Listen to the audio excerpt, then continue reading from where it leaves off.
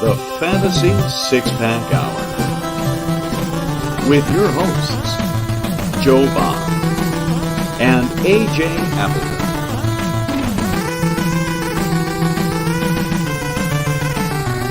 Touchdown!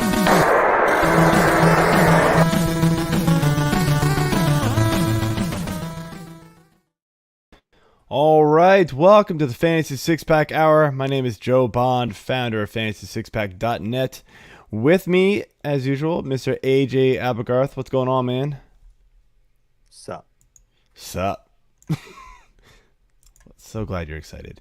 I am all right, excited. I am just trying to contain myself because we have an awesome show planned. Absolutely. We are back in football. Don't mind all this Orioles and Philly stuff. It's just haven't had a chance to change it all out yet. But I did get to add some new flair, some stuff for my daughters. Two happy Father's Day cards at the top there. A beautiful dinosaur picture that my older daughter Olivia colored for me over here, and this is supposed to be me in jeans, a nice shirt, and a belt, and awesome shoes that my younger daughter made for me today. So nice, hell yeah, good stuff. All right, hashtag girl dad. So obviously, as AJ said, we are back in football mode. Sad to not be talking baseball anymore, but we had got lots of that still on the YouTube channel. And with that being said, obviously hit that subscribe button, hit that like button, leave those comments. We appreciate it. And of course, go over to fantasysixpack.net/plans, become an all access member where you're going to get access to our draft cheat sheet, our award-winning rankings. We got tons of other content as well. Our baseball stuff is over there, and best of all, you get access to us on Discord, where you can ask all your custom league advice straight to me and AJ and everybody else on Fantasy Six Pack as well, and that's where it's at. So, without further ado, let's bring in our guests, and we're bringing on Howard Bender of Fantasy Alarm. Welcome back to the show, man. How are you? I am doing very, very well, and I'm glad that you got my company title right underneath my name and Twitter handle there. So, well done. I see your secretary got my rider, so I appreciate it. Yes. I took the liberty of making it work because Joe is, not an IT guy at all. So, of course not. Oh, what's that? Your project manager for IT? Oh, my bad. My bad. Okay, it's only what I got paid for years, but sure. Anyway, Shane Barrett, how's it going, man? How you doing? I'm great, man. I am happy to be here, and I will mention that one of the selling points of my job is that I'm the most technologically illiterate 28-year-old on the face of the planet. So if I can use the software I'm selling, so can you. All right. That's awesome. Cool. So you, Shane, I know for a fact you've got something you want to promote here. I'll let you do that here at the top. Yeah, cool, man. You have a couple seconds. So I am as you can see, wherever the hell I need to point, the founder of Poly's Playoff. Poly's Playoff is a tournament to end Alzheimer's. I was lucky enough to be in Scott Fish's division, my first ever Scott Fish Bowl, and got to talking to him in that, and he inspired me. At that time, I had, 3,000 followers. I was like, I've got a platform. And I don't know, he inspired me to use that platform and do some good. And so I started Poly's Playoff as a tournament to end Alzheimer's. It's our biggest fundraiser for our Walk to End Alzheimer's team. And me and my family, our inspiration is that my wife's grandmother passed away in 2019, the year before I started Poly's Playoff, and her name was Polly. So that's where it is. It's a Superflex tiered PPR tournament. It's a managed league. There's waivers. I actually allow trading. And aiming for 480 people. And the way you sign up is super easy. You go to poly'splayoff.com, scroll to the bottom, fill out the form, and bam, you're in. Okay. Nice. Sounds good. Everybody should jump over there and join that. Yeah, great cause. That great cause. Definitely worthwhile. So thanks. And it's one of the most not talked about diseases. Like, I don't know if this stat is still 100% accurate, but when Poly's Playoff started, it was, I think, number 6 on the top 10 killers, and it was the only one in the top 10 that didn't have a cure. And so that's ultimately what we're raising money for, is to find that cure. Yeah. Nice. No, absolutely. So, yeah, go ahead and jump over there and do that. But let's jump into our show here. So, what we're doing this week as we kick off our fantasy football shows is what we're calling Fantasy Football for Dummies. And, you know, just a little spin off of the books that have for everything that there is, and I'm sure there probably is one for fantasy football. So, you know, I'll probably get sued for copyright infringement, whatever. Anyway, so what we are doing here is we're going to go person by person here, and we're going to give our top 5 tips. We're going to count down from number 5 all the way to number 1. And we're going to kick things off here, and I can't find my order because I have too many screens open, but I believe, Howard, I had you going first. So give us your number 5. My number 5. Which one was my number? Oh yeah. All right. So first and foremost, if you're new to the fantasy football space, and you're trying to kind of figure your way around there, don't believe the hype. You got to be very, very careful about getting caught up in things like coach speak and people talking up players a little bit too much. You're always going to have a ton of hype, especially right now when there's, they're not in camp and we're still free agents that we haven't signed. Everybody's uncoverable in camp and everybody's running angry and everybody's in the best shape of their life. So get the beat be writers very careful of the hype. Don't reporting things that aren't going to be true. Just stuff that's going to just stick the ADP, shoot it straight up the charts, and you're like, oh, there goes that value. Absolutely. Take advantage of the opposite effect of that. Actually, it's a lovely game. It is. All right. The best rookie wide receiver is the guy who everybody hates on the most in training camp, right? Like Justin Jefferson a couple of years ago, nobody was drafting him. Then Jamar Chase couldn't catch a football because it didn't have white stripes on it. Christian Watson couldn't learn, Aaron Rodgers hates rookies and his hamstring injury was going to, hurt him. So nobody drafted him either. I can't wait to see which rookie wide receiver gets crapped on the most, because that's the guy I'm taking in round 13. Yeah. That's a good call. That's definitely a good one. I fall victim to the hype in the sense of I always hear it, but I try to just tune it out. Mostly because I'm a Philly sports fan, so everything that's said is just wrong and or misery eventually. So, all right, Shane, what you got for your number 5 top 5 tips? Yeah, so mine is, I was thinking more from a dynasty perspective, but you could probably apply this to redraft too, if you're really wanting to get into the weeds of evaluating players before draft. But use film and analytics was my number 5 tip. Because the thing that it drives me up a wall on fantasy Twitter is that there's this divide of people that are strictly film and strictly analytics. And to me, if you want to get a full picture of who this player is, whether it's a veteran or a rookie that you're doing some research on, you need the whole picture, which means you need all of the information, which is going to be film and analytics. And so if you don't have both, you're doing yourself a disservice when evaluating your players. Yeah, I agree.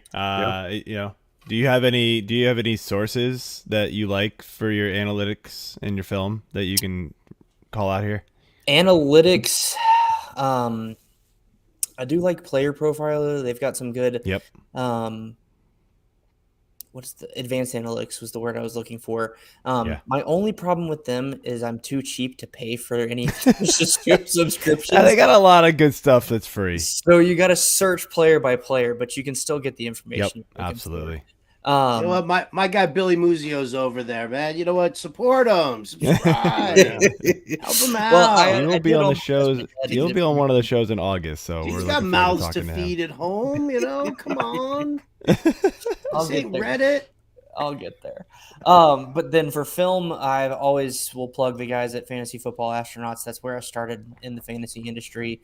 They have their film room, and then the Dynasty Nerds film room is fantastic. Yeah, no, absolutely. Both of those are great. AJ, you're number 5.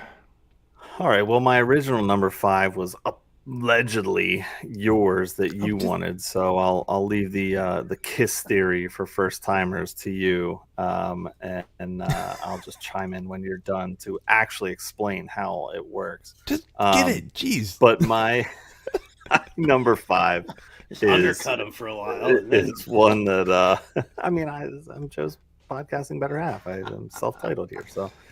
Don't overreact. I'm not drinking. You're both pretty. I Come wish on. I was. don't overreact in week 1, and you'll understand this more after week 1 happens, because if you've ever played any kind of fantasy sports, the first matchup is always the best and the worst, because things happen and guys that you put a lot of draft stock in may not have panned out. In the first week, guys that you didn't put a lot of draft stock into maybe blew up, and you think you got the next Jonas Gray on your hands. So yeah, I don't overreact. It's a long season. Take it all in, enjoy it, but don't overreact. Joe, what's yours? Since that was my number 4, I'm just gonna piggyback and because we're gonna do this later too. So I'm gonna kind of go one step further. It's not even just week 1. Like, it's week 1 and week 2. Like, we see guys get off the super slow starts all the time, and then they just explode, right? Yeah, if it's a guy you drafted in round 13 and he touches the ball 3 times, okay, cut his ass. Who cares? But if it's your second running back that you were kind of relying on, and he touches the ball still 10 to 12 times, but it just wasn't a good day, well, so what? Yeah, it's going to suck to when you look at the early standings and the early rankings of the players, you're going to see him at running back 40. That's going to suck. It's really impactful early season. But if this were to happen in week 10 or week 8, and he had 9 or 7 weeks ahead of that of really good production, that one bad week in the middle of the season wouldn't have impacted his overall ranking and your thought of that player as much. So that's what you got to remember. Trust your draft process, and that those players that you drafted early, don't panic, don't trade low, don't sell low on these guys when people are going to come after you and say oh, this guy didn't perform very well. You want to give him to me for this guy who, and you can overreact the other way, right? Players that you didn't expect to do well blow up in 1 week or 2 weeks early season. People are going to be dangling those guys out and going, oh, look, he scored 35 points in 1 week. You want him for, your number 2 running back that you drafted in round 3? Don't do it. It could work out, but in more cases than not, it doesn't. So just absolutely do not. So yeah, I'll just piggyback on that, and we'll kind of shift things around here. We'll be good. So let's move on to number 4, and Shane, we'll start here with you for number 4. Oh, goody. This piggybacks kind of off of my last answer too, and it's use resources and find help. And really what I meant by this is don't be afraid to reach out to guys like the 4 of us on this podcast or other people that you trust in their process to ask for help, whether it's who should I draft if you're in the middle of a startup draft, or who should I trade for? What should I make this offer? Who should I start even? I'll speak for myself. I don't know about you guys, but my DMs are always open. If you have those kind of questions, I much prefer them in the DMs at this point than getting tagged in random tweets of hey, this trade poll, blah, blah, blah. I'll still try to respond to those, but DMs are the best place to ask me those. And you don't have to ask just me. Like I said, there's so many great guys in this space that you could reach out to and DM for that. And then, again, use those resources. Fantasy 6-Pack, Fantasy Alarm, Fantasy Pros, Roto Heat, Fantasy Football Astronauts, Dynasty Nerds. All of those are great resources and websites. And they have, most of them, to my knowledge, have enough free content that you can get the information that you need. Yeah, absolutely. Yep. So next we go back into my book here. Yes, we do. All right. So this one again, it's it's very simple idea, but use common sense. Don't be afraid to go with your gut and to trust your gut. If you're playing fantasy football for the first time, I would think that you've been a fan of football in general for many years. And now you're diving into the other side, the dark side, if you will.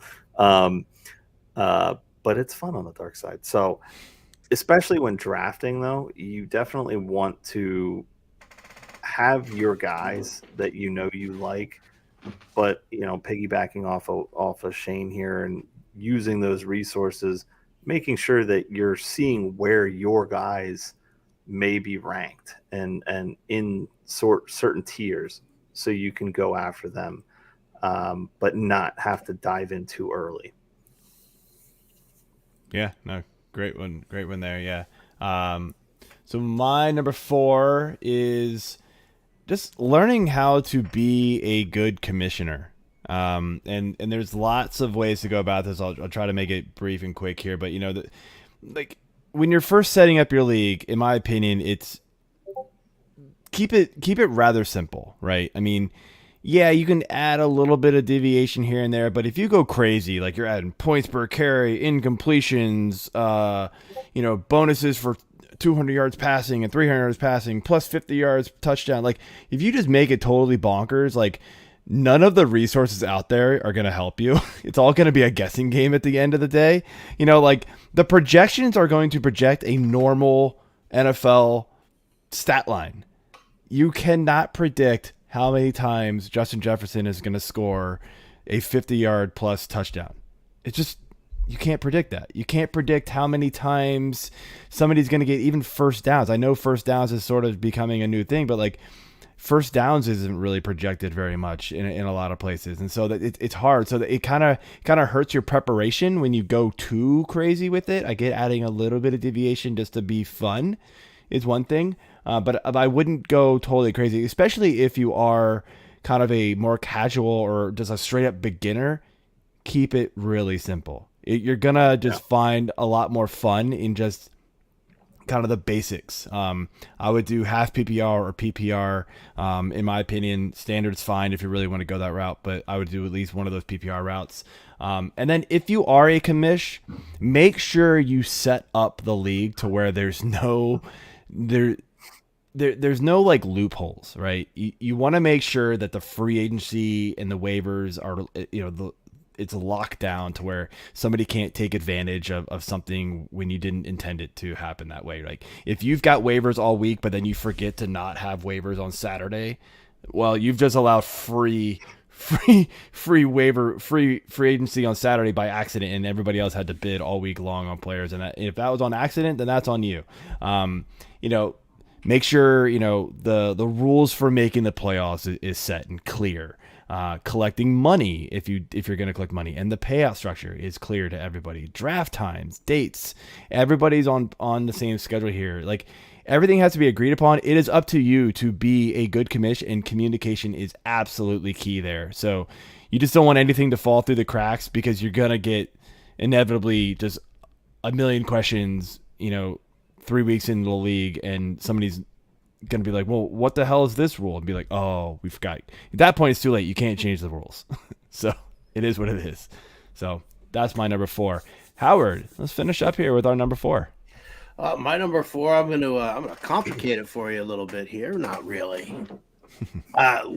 Listen, I write this article series every single year in the Fantasy Alarm Draft Guide, and because some people it intimidates some people to learn the different offensive systems in the NFL.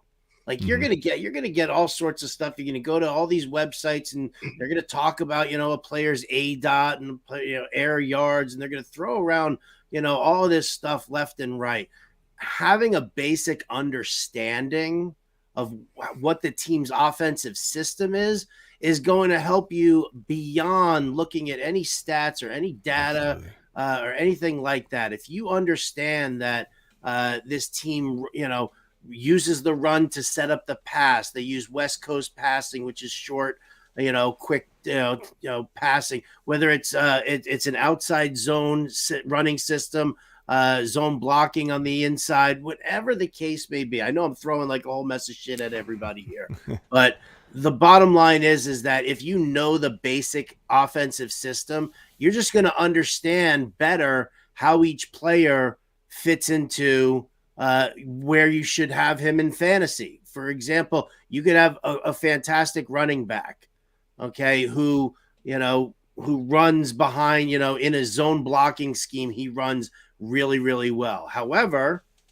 he signs as a free agent, and that blocking scheme is completely different, and this running back doesn't play as well. Well, he's still a very talented guy, but the system doesn't cater to his strengths. If you can have that basic understanding, and I do keep it simple for you in my write-ups about it, but just, when I talk about it all the time, on podcasts and live streams and stuff like that, it's for a reason. It's going to be the most basic, helpful thing for you to understand, how a guy fits into the scheme on his team.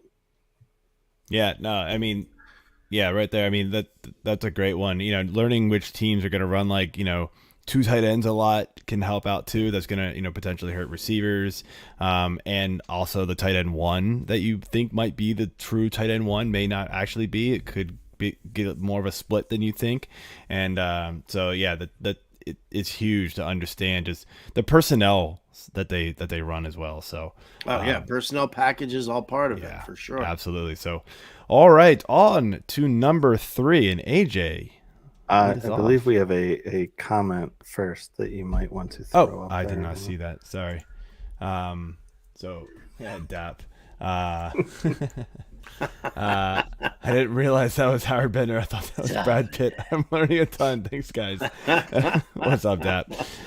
We miss you, man. Hi, Dap. Sorry, we're not doing baseball. We'll get something going, man. We'll find. All right, number 3, AJ. All right, so I'm gonna kind of piggyback a little bit off of your, and I feel like piggyback is our. If you're watching the Andy Cohen show where you have that drink if you hear this word 8,000 times, piggyback is that word tonight.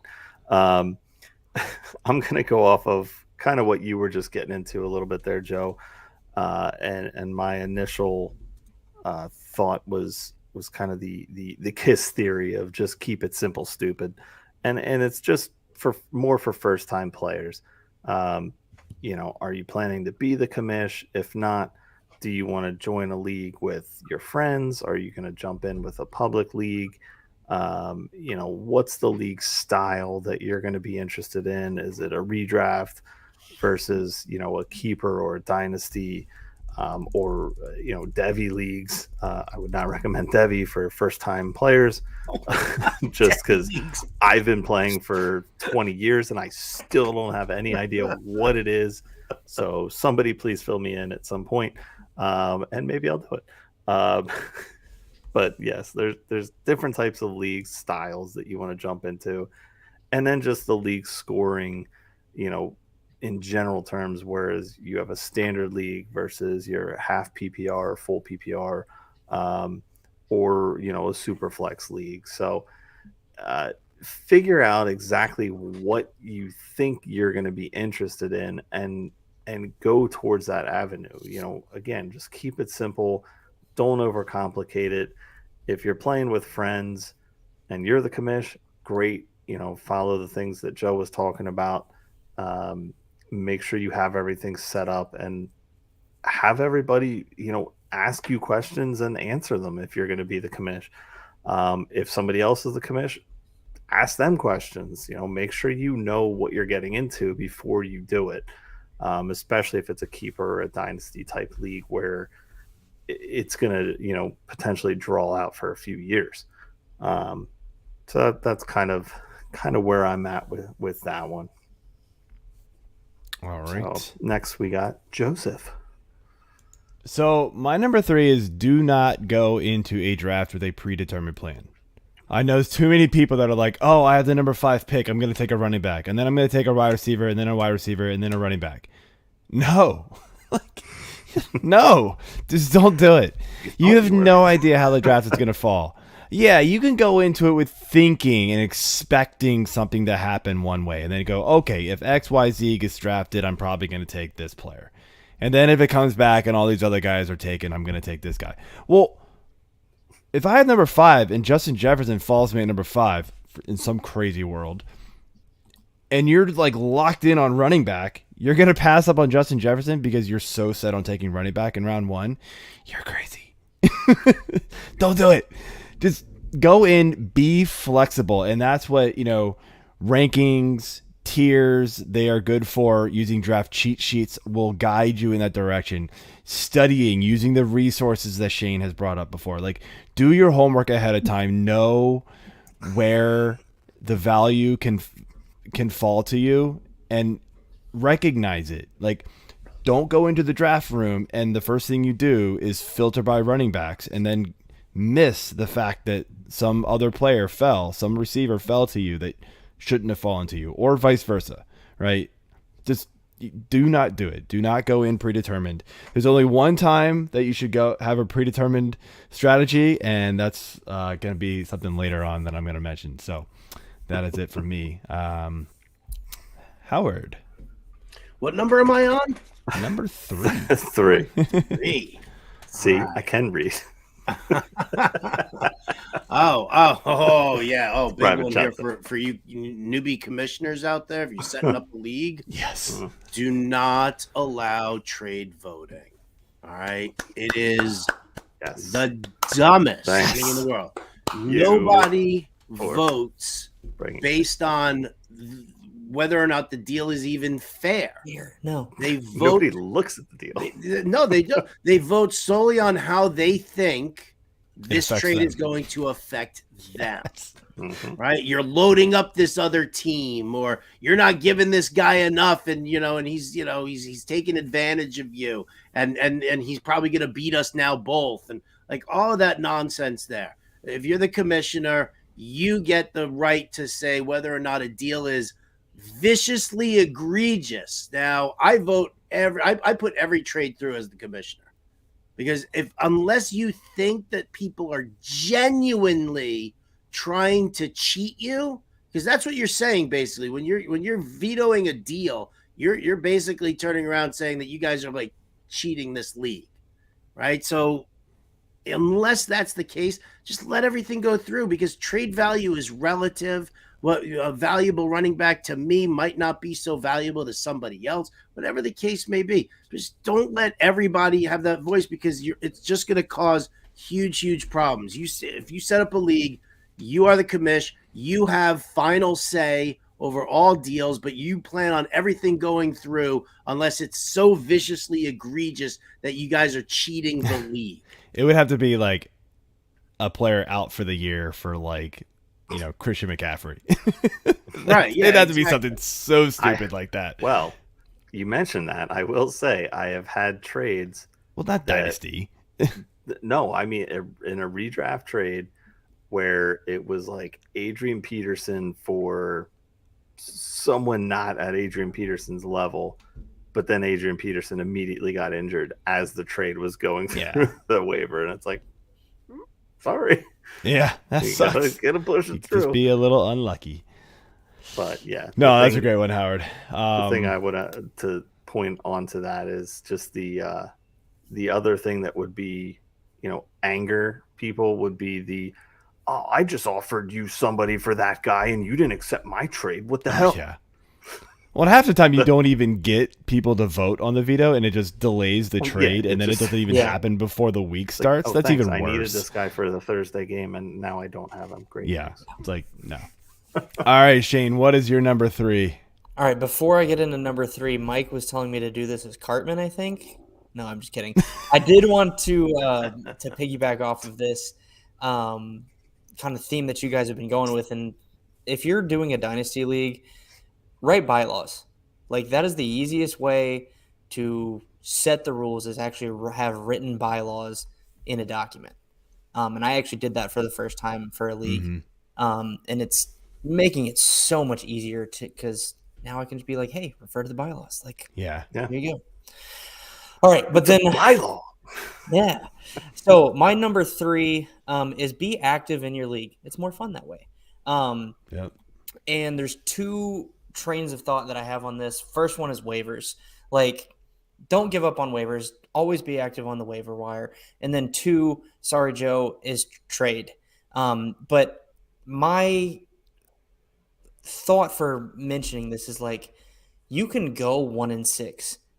But if you are active in the league and actively trying to make your team better through waivers and trades, you can still make the playoffs. How do I know? I did it. Yeah, we've all done it. I do it nearly every year. Exactly. So you don't listen to Adrian's draft advice, is what you're saying. You can find a way to, and because you never know when injuries are going to hit. And that's what had happened to me is injuries kind of slowed my team down at the beginning of the year. And I lost my train of thought, son of a bitch. You traded, you waiver wire. Yeah, I essentially, I think I traded for Nick Chubb at one point because I needed a running back really, really badly, and I had McCaffrey. So I sent McCaffrey out and got Chubb in because I needed the production now to save my team, and I ended up making the playoffs and making it to the semifinals. So yeah, that's I mean, I did it 1 year. I think I just narrowly missed the playoffs. But I was like 1-5 or something like that. I traded Julio Jones for like 3 decent pieces. I needed depth. My team just died after like week 2, and I couldn't do anything. And I missed the playoff by 1 game. I mean, I was like, okay, I was dead last, and just missed. And just it is what it is. But I had to make the move. But yeah, drop the mic. I will listen to advice from all of you except Shane. Just kidding. Thanks, Mike. No, we're good. Thanks for tuning in, Mike. Yeah, so I think no, sorry, what? You were going to say I was going to give one more example. No, go ahead. In Polly's playoff year 2, I donated my second pick, and my asshole former co-host and another friend of ours decided that it was going to be a good idea to make me take Tim Tebow with like the 201 overall. And I ended up making the playoffs because I stayed active. Yes, absolutely. Week 1, Tebow's dropped. Yeah. Before the season started. Before week 1. Yeah, I was going to say goodbye. Bad decisions. Pre-week 1. All right, so we are off to our number 2 picks here. And I think Howard and Shane, you guys are going to, should I say it, piggyback on each other here and tag team here on this one a little bit. So I'll let you guys figure this one out and have at it. I mean, I think we're both of the mindset that one of the most important things that you need to do is read the rules. Say it like you mean it, Howard. Come on. Say it like you put it in the show sheet. Yeah. Do not be that guy. I was gonna let Shane go, but all right. If you want me to pop off about this, I mean, it's simple. It's in your it's in your title here. It really is. Come on. Is. All right. Well, then fine. Here you go. Any league that you join, do not be like, oh, well, whatever. It's like any other league. I know what I'm doing here. I've played fantasy football for years, blah, blah, blah. And then you know what? Then you're the asshole in week 10 who's like, oh, dude, what do you mean I don't make the playoffs because of some of these points? What the fuck's that all about? Like, nobody wants that guy in their league. Do not be that guy. If you're paying an entrance fee, you bet your ass you read every single rule. You want to know how waivers are done. You want to know deadlines, trade deadlines, how if there is an idiot trade voting thing, whatever the case may be, you need to know each and every nuance of this league just to make sure that you are drafting the proper way and that you are playing the proper way. There are different things that you need to be eyeballing, besides just the scoring. You need to be able to, track and figure out how everything's going to work because you don't want to be that guy who gets left out of the playoffs because you weren't playing the proper way. Dude, I've had people walk into the draft and be like, is it PPR or half PPR? Are we starting 3 running backs or gun 3 in my receivers? mouth on I'm like, that. Why are you in this league?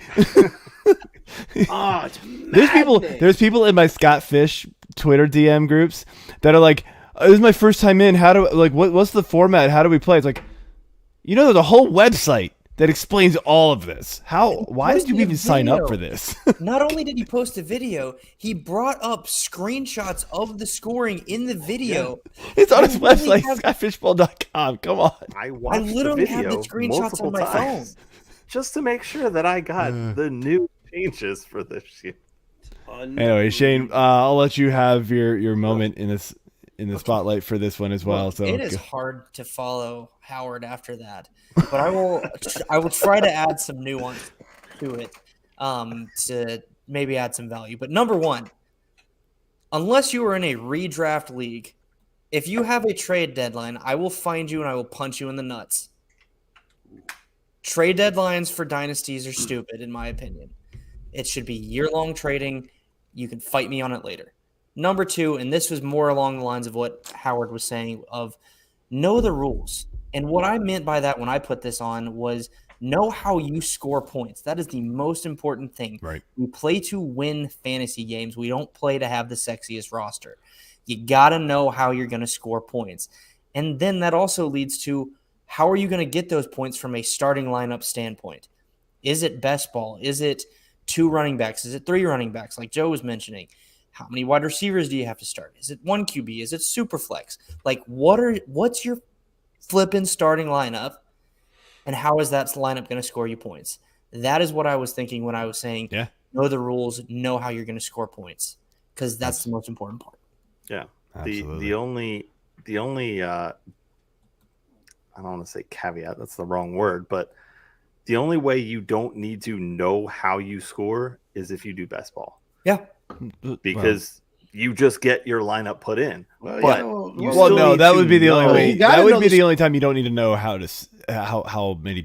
You It still doesn't need matter to what know If you don't have to lineup set your score. lineup, but you still need to know like setting your lineup, but Yeah. you need to know You the need to know scoring and the scoring. rules before you Yeah. draft. Yes. because Why you need else to do know you- what positions Yeah. you need more depth in, etc. Exactly. You need to know, But yeah. As far as the lineup, thank you. Yeah, That's- as far as that's what I setting was your trying to lineup, get at. you don't need to know you have to go in there, a couple minutes for lineup lock and do it. It's just going to do it for you. Yeah. But yeah. All right, So- AJ, your number 2. Mine was already pretty much mentioned here, but like don't sleep on the waivers, and that goes for the entire season in my mind. You cannot ever waste a waiver round, whether it's especially if you play in a league where it's just a free for all and you can pick up whenever. I used to love that because I was always at a computer.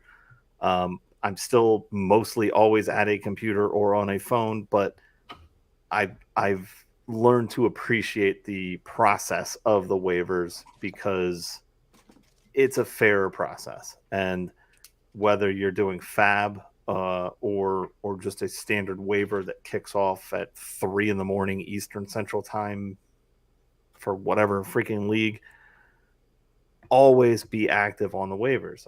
Again, piggybacking off of Shane here. Championships are rarely won with, hey, I drafted this entire team. I ain't doing shit the rest of the year. I'm good. Great point. No. Yeah. That's Well, the AJ, wrong in mindset. our fantasy 6-pack league, we got that one guy. He's not. It's a fantasy 6-pack in like fans league that we started years ago now. I don't even know how long. It's been forever. The one guy was like kind of mediocre all year long and picked up Odell his rookie year and just rode him to the championship. We were like, what in the hell? Yeah. But And because he had the number 1 waiver pickups the claim, he entire year. He's locked like, it up. Well, I got this guy. But I don't need to do anything else. No, Yeah. you always can do better. Yeah. So You put another note in here about like the waiver claims, like don't worry about what waiver claim you have. I get questions about this all the time. Like, oh, well, I have the number 1 waiver claim. Should I save it? No. Go get your guy. Yeah. Like, you never know. Yeah. Like, what are you Yes, going to wait no. for? Sucks. You'll probably Because then you're going to miss everybody. if your guy's out there early in the season, yes, but I don't necessarily jump immediately if I have the number 1 claim, unless I just didn't like my draft when I was drafting last. Then yes, I will do it. But again, injuries happen and stuff crops up. You don't expect any of this. You can't expect or predict any of this. Nobody can, unless you're Marty McFly and or what's his face? The hell's the guy's name? Marty McFly's right from Back to the Future 2. Yeah. No, but or Back to Biff? the Future 1. Biff? Biff. Thank you. I was like, I was like, name. The guy who took the sports almanac? Yeah. Yes. Okay. Unless you're Biff, and we you got have that. So, but yeah, the 12th out of 12, because if you're last in the waiver claims, other people are putting in claims, and even if they don't and you do, hey, guess what? You got your claim. You got your guy. You might stay number 12, but hey, who cares? Yeah, you still gotta play the game. Be active in it and go with it. All right. Hey, AJ, since we're doing fantasy football for dummies, I've got a fantasy football for dummies question for you. Mm-hmm. I know the answer, but I want to ask you, what's fab bidding when it comes to free agency? Fab bidding, I believe, is free agent acquisition budget. Correct. See, not so dumb now, am I? You're an Eagles fan. Yes. What the is fab for is a dollar amount for those of you who are beginners and have no idea what the hell that means. Even though I just spelled it out as far as the long term, still might not know what it means. It's a set dollar amount that you have going into the season where you spend money on your pickups. So your waivers may kick off Wednesday morning or Wednesday at noon, and you bid on players that you want. So you may have $100 in your fab for the whole season. You may have $1,000. You put down whatever you think that player is worth and try to beat out the rest of your league mates in getting that guy. And in my opinion, that's the way blind, to do it. yes. But I know I get the normal like rolling waivers where it's just it's just like 1 through 12 or 1 through 10, however many teams are in the league, and then like it just kind of rotates through an order of who gets each player. Sort of more random that way, but they're both fine. But yeah, still be active there. I'm gonna go back to this trading talk that we did, and look, Shane, you said be active in trading, and absolutely. My mention about the trade was more learn how to trade. Right? You can't just go up to a team and go, oh, this player for this player. On paper, it might be totally even. I get it. This player and this player, totally, they're even points. But look, if you're offering me a running back and I've got 4 stud running backs and you're trying to take a receiver from me and I've only got 2 good receivers, I'm not doing it. Because team composition, the way that your team is built, matters a ton in fantasy. No matter what sport you are playing, you need to have not just 1 or 2 good players. You need a lot of good players all across the board. So you need to go offer a trade to a team that needs the player that you are offering and doesn't need the player that you are trying to take from them as much as you do. And that's going to get the trade to be accepted a lot more often than it isn't. I just see too many times where people are just like, oh, but the trade was fair. How dare you not accept that? And you're like, but it didn't make any sense for my team or the other team. And people get pissed off about it. And you're like, it doesn't make any sense. The other thing about trading is please, for the love of God, please respond to a trade. I hate these trades that go into the black hole of just like, oh, I didn't see it. Yes, you did. Stop it. Like, you're this guy just waiting and staring at least reject it. Yeah, if it's a bad trade, just going to respond. You can reject it for me. Did he not just like reject the it? trade? Let me know so I can move on to the next one. Like, oh my gosh, Exactly. like I don't understand how hard it is. Like, we all have these, right? We all have our phones. We're on them constantly, right? You can hit reject pretty quickly if you just don't want it. I don't know. Communication and being active all around for these leagues is a big pet peeve of mine. When you made a commitment to the league, be in the league. So and I will piggyback off of that statement because Joe gets really mad bad at when I me play the for drinking game. not looking at the phone that I have, that I do usually look at, but not all the time. When he just tries to text me or ask me a question or plan for the pod or something along those lines. I've just figured out I need to call you. I've That is tried telling way people easier. that for a long time. It is easier. So you can just do what I do with my wife when I'm in the grocery store looking for something for her, and I'll text her and she doesn't respond. I'll call her, and then as soon as she answers, I hang up. Look at your damn phone. I have done that before because then they'll see the text. No, the problem is AJ didn't check his phone for like hours, and so he's got like 40 notifications. So like mine just gets lost in the shuffle. So it doesn't work that way. I've sent text messages of screenshots where I just take a picture of my text, the notification bubble bar, that's at 69, like every time, and send it to my boys Shane. Like, hey, you guys did it again. Well done. All right. Okay. Last one, number 1 here. We're gonna kick it off with Shane. Oh, of course you would. All right. We don't have to. This is coming from direct experience in my very first Dynasty League. Do not, and I put this in all caps on the show sheet, do not trade away all your picks in the startup. I know it's fun. I know it's your first Dynasty League, and you could trade picks and trade rookie picks and all this shit. Don't do it. Do not do it. Because your team will end up screwed like mine did, and you'll be in the longest rebuild ever. Now, here's the fun part of the story. I did win the championship last year, but it took me 3 years to get there. Don't do it. If you do it, find a way to recoup those picks. It's the only advice I have. The next year, find you from the year before and fleece that guy. Yeah.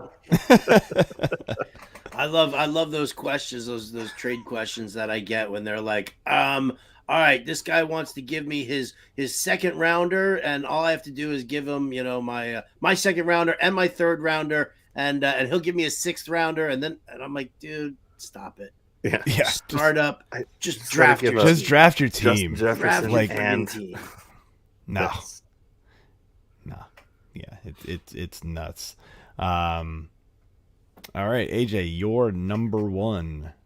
My number 1, and I may be in a small percentage of fans who follow this, maybe not, but it's never too early to start planning for the playoffs. If you are a competitor, then that's why you're playing fantasy football. If you want to compete, you play all damn season long, okay? We talking about practice? Yeah, you practice in the off season with your mock drafts, and don't ever pay attention to them either. That's another 1A, because your regular draft is never going to turn out that way. But you have to pay attention, and my biggest thing is always looking ahead, looking at schedules. We talk about it all the time on this show throughout the football season, but look ahead, look at team defenses, look at matchups for certain players. Like you may have, mid-tier guys that are sitting on your waiver wire or on your bench, but they have awesome matchups in the playoffs, and they could win you your championship. So you never want to just bypass these guys. You want to stash defenses. You want to stash handcuffs for potential injury running backs or, maybe receivers. Take that second or third guy that might be on a team that nobody's looking at because they have the Devontae Adams and nobody cares about the rest of the receivers on that team. Well, maybe Jimmy Garoppolo will play this year for the Raiders. They won't cut him, and he will come back later in the season. And, bad haircut Davis is just going to plug him in, and he's going to start throwing the ball to Hunter Renfrow. And he could be sitting out there because nobody gives a shit about Hunter Renfrow anymore right now.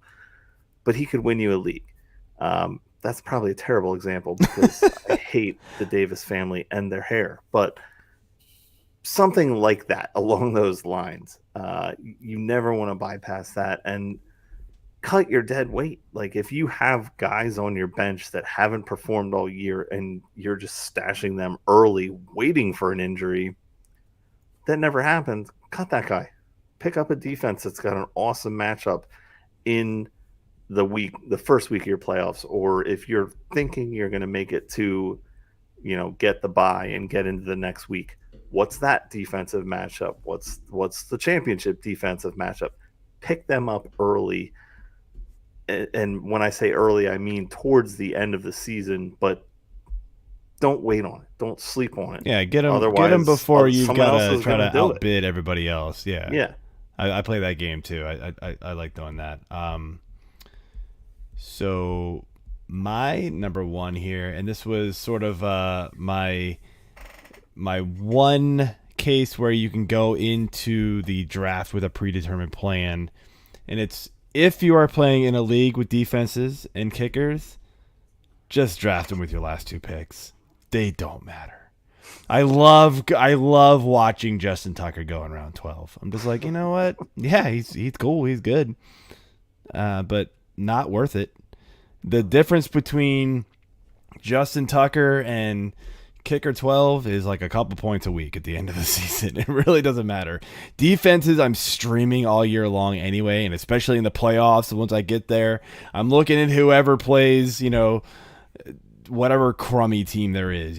This year's, who knows? It might be Tampa or, somebody or the Cardinals, right? Like who's playing the Cardinals in the playoffs? Let's go after them, right? Just go load up on those defenses during the playoffs. I'm just very rarely have I drafted a defense and been like, I've held onto them all year. It has happened occasionally just because I kind of lucked into falling into just a stud defense. Like week 1 or week 2 or something, maybe even out of the draft. I can't even give you examples because it just doesn't happen very often. But I'm typically just rotating defenses all year long, and so is most of my league at this point. But that is the one time I go in. That is the one predetermined plan I have in every draft I do, and it's just take kickers and defenses last. So. Howard. I do like scouting a decent defense who has a late bye week. Like they don't have to worry about it. For the last couple of seasons, I've been taking the Colts defense, and again, last 2 picks in the draft. Right. I just happen to like what the Colts do, and you're basically looking for turnovers anyway.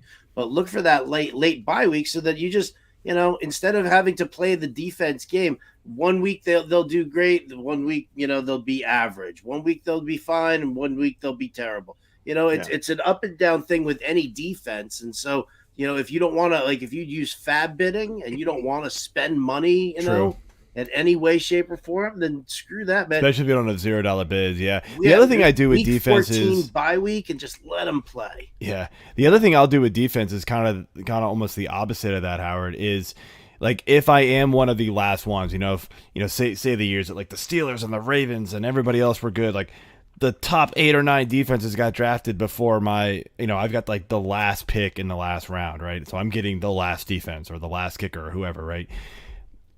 I'm just looking at the best week 1 matchup. Like who's playing the crappy team in week 1, left. And I'm just gonna go take them because eventually, there's probably a better defense out there, but week 1 they could be playing the 49ers, and I don't want any part of that. I'd rather go play whoever's playing the Cardinals in week 1 and just be like, yep, I'm gonna go after whoever this rookie quarterback is. Anybody in the AFC South this year? Huh? Anybody in the AFC South this year? Yeah. With C.J. Stroud and Anthony Richardson in there. That's true. The Jags defense this year, and he's gonna eat. Yeah. The out of conference schedule goes to the South as well. So you not only have them like with the rookie QBs, now all of a sudden you've got them against Atlanta, Carolina, another rookie QB. That's a good one. There you go. Take the Jaguars. That's my big sleeper call here, guys. All right.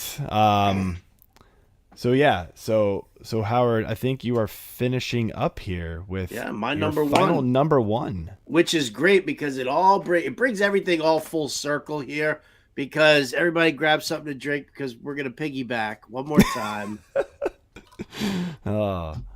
And I'm going to piggyback off of, I think, Joe, this was like your fifth one, maybe your fourth one. I don't remember. Yeah, well, but he was saying, like, if you're going to be the commish, you have, like, responsibilities, and you got to make sure that, you set up the rules properly and set up the league properly and, and organize everything. You need that person, and that person has to understand that their job doesn't end with the draft. You have to maintain as commish the entire season long, right? Because you are going to have shit that comes up. Last year it was the Bills, the Bills Bengals debacle there. How was your league handling it? Is there anything in the rules? Taysom Hill is listed as a tight end, but he's a quarterback. Oh my God, what are we all going to do? So you need somebody who's going to hold it together for your entire league, who's going to be fair, who's going to be strong. If you have any doubt in your mind that maybe that's not the job you want this season, then when you join a league, you find a commissioner, like you find a league that has a commissioner who is dedicated like that. Don't just join some random league that somebody in a chat room suggested that you join, because you're going to give like $100 for an entrance fee, and people aren't, you don't know anybody personally. Could be some shady shit going, whatever the case may be. Any league that you join, you need to vet that commissioner and make sure that this is like the league that you want to be in, that is going to be run fairly, and it's not going to be some like secret handshake bunch of fucks that are going to piss you off the entire time. So vet your commissioner. Yeah, and with entrance fees for commissioners that you don't totally know, just pray you get that money back. Well, too many times have I heard stories where people don't pay it. If they put it on something like League Safe, then that's great. That's fine. Then that's fine. Then you at least know that money is in there and how that's going to happen. Yeah. But you can't do it. You can't just join a league haphazardly and be like, oh yeah, here you go. Just give me your Venmo. I'll give you some. Yeah. I don't join money leagues with people I don't know and that aren't some sort of like, I know Fantrax has their Fantrax treasurer or like League Safe or something like that. Me and my boys, like, it can be, whatever. We'll trade the money somehow, but everything else has to go through some sort of trusted source where I know the money's coming back to me. So, so that is everybody's top 5. I'm gonna do one last bonus tip here, and I think everybody can agree. Just have fun.